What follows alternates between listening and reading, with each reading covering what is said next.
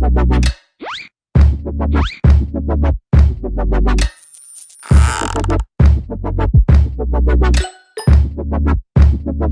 there, Board Game Brody here with Let's Table It, where we get games to the table. Like this new prototype version of Mischief, it's a strategy card game about faerie, misbehavior, published by Dream Cult Game Studio. And this game is published by Dan Cassar, who also designed Arboretum and The Blood of an Englishman, both card games that I have really enjoyed. Anyways, this is the game setup on the table. If you are playing with less players, some of those colors are taken out, including their matching cards in the deck. These cards represent tables at a wedding feast. I've been told that the game will have a board instead of these cards, and it will provide areas for you to place down your cards. Pretty much two kingdoms are combining together, and you will be losing power with this new political change. So at the wedding feast, you need to indulge in some well-timed mischief to help align yourself with the right faction so that you can again be on top with this new political order. During the game, you will be playing out cards either above or below this row here to influence that faction with some way or another. Light or sun type cards are played on top, and the dark or moon type cards are played on the bottom. You will be playing out your cards to change things, sometimes gaining tokens for points, but at the end of the game, you will have 4 cards and you will use them to score additional points if you have the right cards that will do that for what you want to do. These last cards also can potentially score even more points at the end of the game, so plan accordingly. So to start the game, depending on the number of players in the game, there are some cards that are already placed out in their matching faction areas, and this will potentially give you some information so that you can start the game. Just like Dan Cassar's other games, there is a lot of thinking into what you want to do on your turn, so be prepared to use your brain in this game. On your turn, you will be playing one card from your hand into the matching faction's stack. This can trigger 1, 2, or even 3 different effects that can or might happen. After doing that, you can then exchange a card from your hand with any card that's in the invitation row. And then the next player will perform their turn and do what they want to do. It's as simple as that. But you will want to know what potential effects can occur when placing down your cards so you know which cards to play. But before going into those, let me explain how a card can be protected in the game, which will help with these effects. If there are ever 2 cards of the same faction that are sequential to each other, then the higher value card of the 2 is considered protected. So if there's a 1 and a 2, then the 2 is protected, and it's protected because there is the 1 in the game. If the 2 is in play, it can protect the 3 if that is in play. But like a 3 does not protect a 5. They are not strictly sequential one to another. Nothing can ever protect a 1 because there is nothing that precedes it to protect it. So let's talk about these 3 effects because they will determine which cards you play. First is the friendship effect. Now, when you play a card that either protects or is protected by another card, you get to take the friendship token for that card's faction that's on the card still there.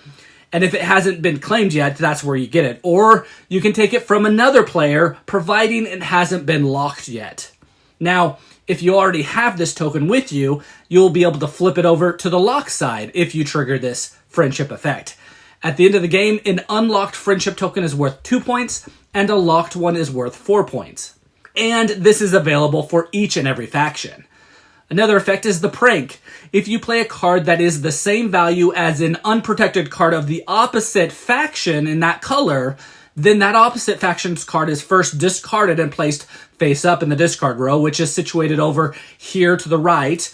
You will then collect the prank token for that color. Again, you will either take it from the center if it is still there, or from another player if it hasn't been locked yet. You lock the token if you already have that token, and you perform the prank of that color again, and unlocked prank tokens is worth 3 points at the end of the game, and locked prank tokens are worth 5 points at the end of the game.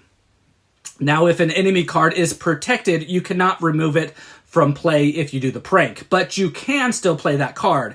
It just doesn't remove the card that you put out there that matches it, and you do not collect the prank token. The last effect is an invitation. If you play a 1 or a 5 to the table that has a face down card next to it in its invitation space, then you will turn that card over and add it to the invitation area, which is over here on the left.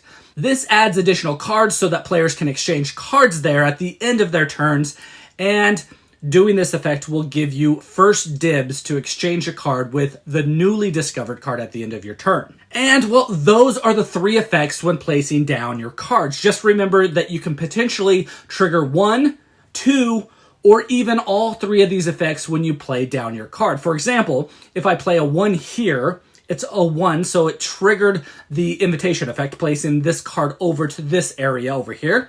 Then there is a 2 in the same area, so it is protecting it, so that triggers that one, the friendship effect that is, letting me take this token. And then there is also a 1 across, so a prank is had, and this card is discarded over here in the discard area, and I already have the prank token, so I will flip it over to the locket, so I gain 5 points at the end of the game. The game continues with players playing out cards. This will be a total of 8 rounds, so that at the end, a player should have 5 cards left in their hand. And each player then selects 4 of those cards, burns the other one, and those 4 cards are used to influence the king and the queen for points at the end of the game. So you will now determine which faction on each side is leading at this point. And you will do this by comparing the values of all the cards in each faction that is present. If there is a tie, there is no leading faction. And if there are no cards, then their value is 0. You start with any 2 factions across from each other, and any players who then also have matching colors showing their cards to everyone, so potentially cards of both or either faction can be revealed. Keep these cards in front of you, then you will add up the new values with these cards. If there is no leading faction, or if the leading faction is the same as it was before players placed out their cards, then there is a dance with the queen. And that means that you will score with the 5 and the 6 point hexagonal tokens. If the leading faction changed after players revealed their cards, there is a surprise prank at the end of the party. The scoring will then use the reverse sides of those tokens, which is 7 and 10 point sides of the hexagonal tokens. If there is a tie between the 2 factions after revealing cards, and then there is no leading faction, and there's no dance, and no surprise prank. The dance will cause the player who revealed the lowest valued card from the leading faction to gain the dance token worth 6 points.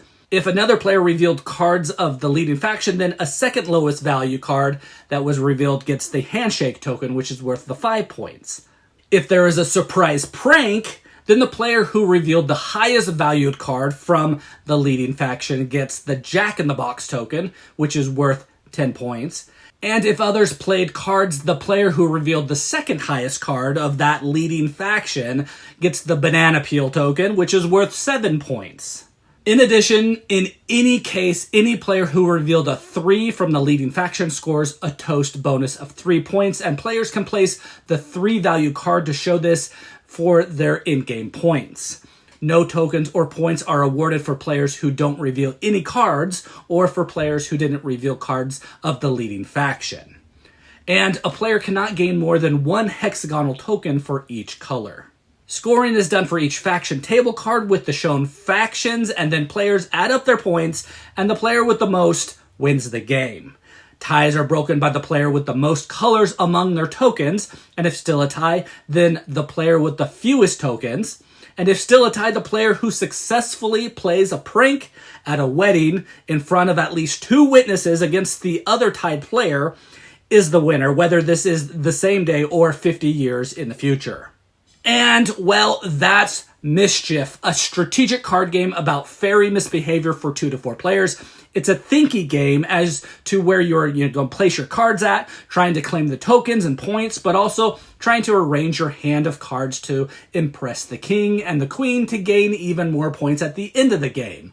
If you don't like your cards, then you can try to find additional cards by triggering the invitation effect, but also you want to throw out some pranks to secure some of those tokens, as well as triggering the friendship effect, as there are more and more of those tokens up for grabs as well.